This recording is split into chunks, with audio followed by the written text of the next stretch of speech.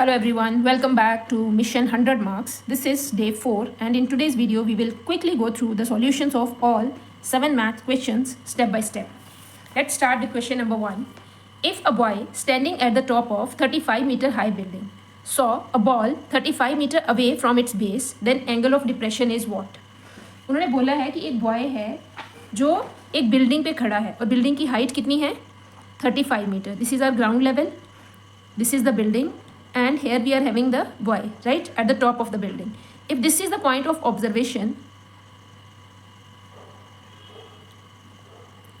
it means this is our horizontal level. If this is our horizontal level, उसके बाद उन्होंने क्या बोला है, वो क्या देख रहा है, height of the building is 35 meter, saw a ball 35 meter away from its base. This is the base of the building and the ball is 35 meter away from the base of the building and the boy is observing the ball from this point. So what is his angle of depression? This one angle you have to find out कितना होगा. If you will observe in triangle ABC, आपके पास BC और AB की length equal है, तो ये what type of triangle it is? Right angle isosceles triangle. तो angle C will be equal to angle A. अगर ये दोनों एंगल्स इक्वल हैं, क्योंकि इनकी साइड्स इक्वल हैं, तो angles opposite to equal sides are also equal. तो this angle is 90 degree, then each will be 45 degree and 45 degree. अगर ये 45 है, हॉरिजॉन्टल लेवल और ग्राउंड लेवल दोनों पैरेलल होते हैं, ऑल्टरनेट इंटीरियर एंगल से ये भी एंगल कितना आ जाएगा 45 आ जाएगा. तो answer is D option. Now the next one is question number 2. We have if the mean of the following distribution is 2.6 then find the value of y. This is second question. This is our given data. This is x and this is f. 1 2 3 4 and 5 and frequency is 4 5 y 1 and 2. You have to firstly find out xf, which is equal to 4. 5 2s are 10. This is 3y, this is 4, this is 10. Now you have to find out sigma xi fi. When you will add them, you will get 10 plus 10 20 plus 8 28 plus 3y. You have to add them all. This is y. अब ये तो आ जाएगा 4 plus 1 5 plus 5 10 plus 2 12 plus y. Mean का क्या formula होता है? Mean is equal to summation xi fi divided by summation fi, and this is our sigma fi, right? Sum of all frequencies. Mean is given 2.6. Sigma xi fi is given 28 plus 3y. Sigma fi is given 12 plus y. Sigma fi is given 12 plus y. Now you have to solve both the equations. First of all, you can multiply them. 2.6 multiplied by 12 plus y is equal to 28 plus 3y. अब आप इसको multiply करें. पहले 2.6 को 12 से multiply करेंगे. 12 6 ज़ा 72. This is 2 7 left. 12 2 ज़ा 24. 24 plus 7 is 31.6 plus 2.6y is equal to 28 plus 3y. अब लाइक टर्म्स को कलेक्ट कर लें. 31.2 माइनस 28 और इधर आ जाएगा 3y minus 2.6y. If you will subtract them both you will get 2, तो एज इट इज़ ये आ जाएगा 0. This is 2.2 3.2 right. अगर आप इन दोनों को सब्ट्रैक्ट करेंगे तो you will get 3.0 minus 2.6. You will get this is 10, this is 2 0.4 y. अब आप y की वैल्यू निकालें. It will be 3.2 divided by 0.4. जब आप नीचे से डेसिमल रिमूव करेंगे तो 10 ऊपर जाएगा और ऊपर से नीचे आएगा. 32 4 इधर आ जाएगा एक 10 और इधर भी एक 10. 10 से 10 कट जाएगा. 4 हाउ मैनी ज़ा 32 और y की वैल्यू कितनी आ गई आपके पास 8. The missing frequency is 8. So which one option is correct? B option is correct. Now the next one is assertion A, which is equal to cot square minus tan square is equal to 1 is trigonometric identity. आपको बताना है कि क्या ये trigonometric identity है, जहाँ ये simple एक trigonometric equation है. What do you think? हमारे पास जो हमने identities पढ़ी थी वो 3 पढ़ी थी. कौन कौन सी? One is sin square A plus cos square A is equal to 1. Another one is sec square A minus tan square A is equal to 1, and the third one is cosec square A minus cot square A is equal to 1. तो इन्होंने यहाँ पे पूछा है cot square A minus tan square A is equal to 1. क्या ये भी trigonometric identities है? आपको पता होना चाहिए कि पहले तो आइडेंटिटी और इक्वेशन में फ़र्क क्या होता है. इक्वेशन क्या होती है? Which is true for only some specific values, right? And what is called identity, which is true for all the values of variables. आप इस इक्वेशन में ए का कोई भी थीटा ले लें, ए 30 डिग्री ले लें, ए 90 डिग्री ले लें, ए 60 डिग्री ले लें, आप देखेंगे कि लेफ्ट हैंड साइड और राइट हैंड साइड हर एक एंगल के लिए इक्वल आ रही है। सिमिलरली आप इस इक्वेशन में भी ए की कोई भी वैल्यू ले लें, आपकी दोनों साइड्स इक्वल आएंगी। अब आपको क्या लगता है, क्या इसमें भी ऐसा होने वाला है? चलो ए की वैल्यू हम 30 डिग्री लेके देख लेते हैं। हमने ए ले लिया, कॉट ए हमने ए 30 डिग्री ले लिया। अब इसमें वैल्यू पुट करें, this is cot square 30 degree minus tan square 30 degree. Cot होता है √3 का स्क्वायर और tan 30 होता है 1/√3 का स्क्वायर। ये आ जाएगा हमारे पास, स्क्वायर से रूट कट जाएगा 3 माइनस यहाँ पे भी 1 का स्क्वायर हो जाएगा और डिनोमिनेटर में रूट हट जाएगा 3। एलसीएम लेंगे तो आएगा 9 - 1/3 which is equal to 8/3। Is it equal to 1? No, it is not equal to 1। आप यहाँ पे जो आइडेंटिटी होती है इसमें आप ए की जगह पे कोई भी एंगल लेंगे, 0 degree, 30 degree, 45 degree, 60 degree and 90 degree, ये सबके लिए ट्रू होती है। और अगर किसी एक के लिए भी गलत हो जाती है तो ये फॉल्स हो जाता है, राइट? मतलब अगर मैथ में आपको किसी स्टेटमेंट को ट्रू बोलना है तो it should be true for everything. अगर एक भी ऐसी आपके पास एग्जांपल आ जाती है जहाँ पे वो गलत है तो वो स्टेटमेंट पूरी रॉन्ग में ही कंसिडर करी जाएगी। Is it clear? इसका मतलब ये तो हमारे पास ट्रू नहीं है। एजर्शन क्या है? Assertion is not true, this is false, right? What about the next one? An equation involving trigonometric ratios of an angle is called trigonometric identity. उन्होंने बोला है एक ऐसी इक्वेशन जो अपने अंदर ट्रिग्नोमेट्रिक रेशियोज को इन्वॉल्व करती है तो वो ट्रिग्नोमेट्रिक आइडेंटिटी होती है। कब? If it is true for all the values of angle involve in it, जब वो उन सारी वैल्यूज़ के लिए ट्रू होती है जो उसके अंदर एंगल इन्वॉल्व होते हैं। आप इन इक्वेशन में ए की कोई भी वैल्यू लेके देखें, आपके पास आंसर हमेशा क्या आएगा? 1 ही आएगा। बट ये इस केस में ट्रू नहीं हुआ, तो यहाँ पे ये वाला पार्ट तो सही है, this is true and F is false. तो which one option is correct? D, A is false and R is true. चलिए नेक्स्ट करते हैं question number 4। What we have in question number 4, we have, ये 2 marks का question है। Left hand side लेंगे हम इसके, this is question number 4। Left hand side is cos a upon 1 + sin a, cos a upon 1 + sin a plus 1 + sin a upon cos a। तो हमें यहाँ पे क्या करना पड़ेगा? We will take LCM first. LCM will be cos a multiply by 1 + sin a। अब जब आपने एलसीएम ले लिया तो ये क्रॉस मल्टीप्लाई हो जाएंगे। वेरिएबल में एलसीएम ऐसे ही लेते हैं बेटा, जो भी डिनोमिनेटर में है दोनों को मल्टीप्लाई कर दो और डिनोमिनेटर्स को क्रॉस मल्टीप्लाई कर दो। आपके पास ये कितना बन जाएगा? This is cos square a और यहाँ पे बन जाएगा 1 + sin a को 1 + sin a से मल्टीप्लाई करना है, मतलब 1 + sin a का होल स्क्वायर। ये आपके पास आ जाएगा cos square a। 1 + sin square a की आइडेंटिटी लगाएं, a square plus b square plus 2 sin a divided by, इसको अंदर मल्टीप्लाई करेंगे तो ये आएगा cos a plus sin a into cos a। यहाँ से cos square a plus sin square a की वैल्यू हो जाएगी 1, ये वाला 1 का square 1 plus 2 sin a upon cos a plus sin a into cos a। 1 + 1 2, ये वाला 2 ऐड मत कर देना, ये तो इसके साथ मल्टीप्लाई हो रहा है ना। तो आंसर कितना आ जाएगा? You will get 2 + 2 sin a upon cos a plus sin a into cos a। This is a। चलिए let's do question number 5। If alpha and beta are the roots of the quadratic equation, this one equation क्या दे रखी है हमें? x square minus 5x plus 3 multiplied by k minus 1 is equal to 0. Alpha and beta are its roots, right? You also have alpha minus beta is equal to 1. तो आपको किसकी value find out करनी है? You need to find out the value of k। अब कैसे find out करेंगे? आपको एक इक्वेशन उन्होंने पहले से ही गिवन दे रखी है। एक इक्वेशन आप खुद बना सकते हैं, कौन सी? अल्फा प्लस बीटा की। कैसे बनाएंगे? ये आपके पास गिवन इक्वेशन है, x square minus 5x plus 3k minus 1 is equal to 0। What is a? 1, b is -5 and c is 3 multiply by k minus 1। Now find out alpha plus beta. Sum of zeros is equal to -b upon a which is equal to -5 upon 1 which is equal to 5। आपके पास alpha plus beta की value कितनी आ गई? 5। एक equation ये है आपके पास और एक इक्वेशन ये है। बहुत बार ऐसे क्वेश्चन पेपर में आते हैं जिसमें आपको एक इक्वेशन पहले से ही गिवन दे रखी होती है और दूसरी इक्वेशन आप बना सकते हैं अल्फा प्लस बीटा की फॉर्म में। कई बार इधर 2 अल्फा 2 बीटा 3 अल्फा 3 बीटा किसी भी तरह से हो सकती है। जो भी इक्वेशन दी हो ये इक्वेशन तो आप हमेशा फ्रेम कर ही सकते हैं ना। Sum of roots is equal to alpha plus beta is equal to 5। अब आप दोनों इक्वेशंस को सॉल्व करें, 1 and 2। ऐड करेंगे, सब्ट्रैक्ट ऐड करेंगे क्योंकि बीटा के कोफिशिएंट्स सेम है और साइन ऑपोजिट हैं। तो alpha minus beta is equal to 1, alpha plus beta is equal to 5। ये दोनों कट गए, यहाँ से आ गया 2 अल्फा इज इक्वल टू 6, तो अल्फा की वैल्यू कितनी आ गई 3. What is the value of alpha 3. अब आपको ये भी समझ में आ गया कि अल्फा की वैल्यू 3 है, तो बीटा की वैल्यू कितनी आएगी, that is alpha minus beta is equal to 1. अगर हम अल्फा को 3 ले लेते हैं तो minus beta is equal to 1, beta इधर चला जाएगा 1 इधर आ जाएगा, 3 minus 1 is equal to beta, तो beta will be 2. We got alpha and beta both. हमें निकालना क्या है, what we have to find out, we have to find out the value of K. अब कैसे फाइंड आउट कर सकते हैं के की वैल्यू, देखो हमारे पास अल्फा और बीटा दोनों आ गए, के हमारे पास सी में आ रहा है ना, सी की वैल्यू है के, तो हम प्रोडक्ट ऑफ जीरोस निकाल लेते हैं.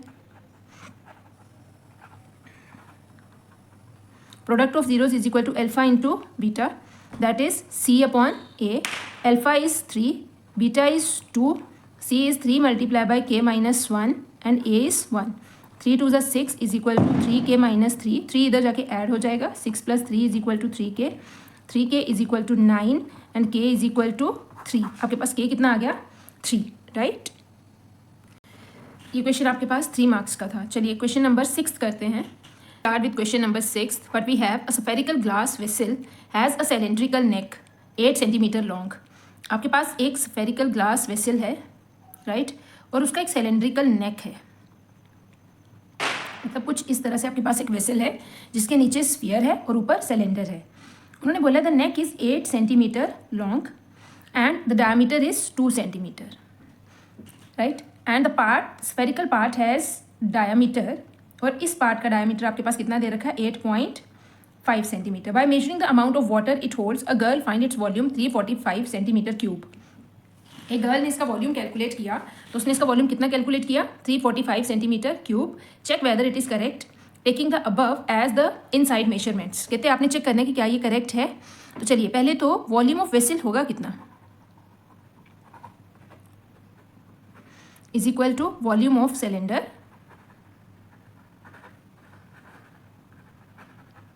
Plus volume of sphere.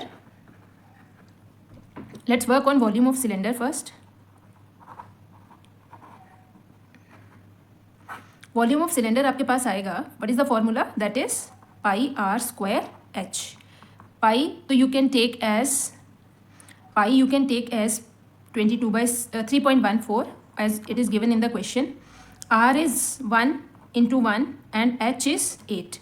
When you will multiply them you will get 8 4s are 32, 2 3 left, 8 1s are 8, 1 1 left, 8 3s are 24 plus 1 25. This is 25.12 centimetre cube. अब हम कैलकुलेट करेंगे वॉल्यूम ऑफ स्फीयर. क्या formula होता है 4/3 पाई are cube. This is 4/3, this is 3.14 and the radius is 8.5 divided by 2. 8.5 divided by 2 multiply by 8.5 divided by 2 multiply by 8.5 divided by 2. Sphere का question है, volume निकालना है, तो ऑब्वियसली कैलकुलेशन तो ज़्यादा होगी ही होगी, है ना.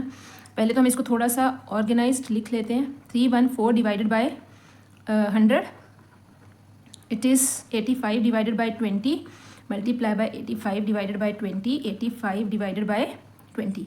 ये 5 से कट रहा है, 5 17s are 5 4s are, एक 4 से हमारे पास 4 कट गया. This is 2 2s are 4, this is 157. What is left 157 multiply by 17 multiply by 17 multiply by 17 divided by 8 3s are 24 multiply by 100. अब आप इन तीनों को मल्टीप्लाई करें और 24 से डिवाइड करें. This is 157, 17 17s are 289 multiply by 17 divided by 2400. तो चलिए कैलकुलेट कर लेते हैं. 289 multiply 17 gives us 4913 and 4913 when we will multiply it is 157 multiply by 4913 divided by 2400. अब आप 157 को 4913 से मल्टीप्लाई करेंगे तो you will get 771341 divided by 24 into 100. अब आप इसको 24 से डिवाइड करेंगे तो आपके पास आएगा 32139.2 डिवाइडेड बाय 100, राइट. कितना आएगा आपके पास 32139.2 डिवाइडेड बाय 100. अब आप डेसिमल को शिफ्ट कर देंगे तो you will get 321.392 centimetre cube. ये किसका वॉल्यूम आ गया आपके पास? स्फीयर का, राइट। अब ये स्फीयर का वॉल्यूम है और ये सिलेंडर का वॉल्यूम है। सिलेंडर का वॉल्यूम और स्फीयर के वॉल्यूम को अगर आप प्लस करोगे तो आपके पास पूरे वेसल का वॉल्यूम आ जाएगा। तो volume of vessel is equal to 321.392 plus 25.12. This one 2 will be as it is. 9 plus 2 is 11. 1 left. 3 plus 1 4. No. ठीक है. This is 2 5 1. This is 346.512 centimetre cube. But उस गर्ल ने वॉल्यूम कितना बताया था? उस गर्ल ने वॉल्यूम बताया था 345 सेंटीमीटर क्यूब। तो क्या ये सही है? No, it is not correct. जो गर्ल ने हमें वॉल्यूम बताया था तो हम यहाँ पे क्या लिखेंगे? The correct volume of vessel is 346.512 centimetre cube and the answer given by the girl is wrong, right. Hope आपको ये क्वेश्चन समझ में आ गया होगा। चलिए करते हैं अब case based question, last question. Case based question बहुत ही सिंपल सा है, कोऑर्डिनेट ज्योमेट्री का क्वेश्चन है। तो स्टार्ट करते हैं। A group of class 10th students goes to picnic during the winter holidays. The position of 3 friends Aman, Kirti and Chahat are shown by the point P, Q and R. यहाँ पे अमन है, यहाँ पे कीर्ति है और यहाँ पे चाहत है, राइट। आपको फाइंड आउट करना है, find the distance between P and R। First of all you have to find out the distance between P and R।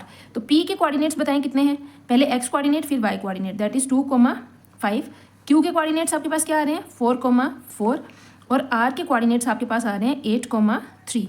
जब आपको P Q के बीच PR के बीच का डिस्टेंस निकालना है तो आप कौन सा फॉर्मूला लगाएंगे? Distance formula. Next is if Q is mid point of PR। अगर Q PR का मिड पॉइंट है तो आपको जस्टिफाई करना है by using mid point formula कि ये सच में इसका मिड पॉइंट आ रहा है। The next one is find the point on x axis which is equidistant from P and Q। आपने एक्स एक्सिस पे एक ऐसा पॉइंट फाइंड आउट करना है जो P और Q दोनों से इक्वी डिस्टेंट पे हो, right. Equidistant means equal distance पे।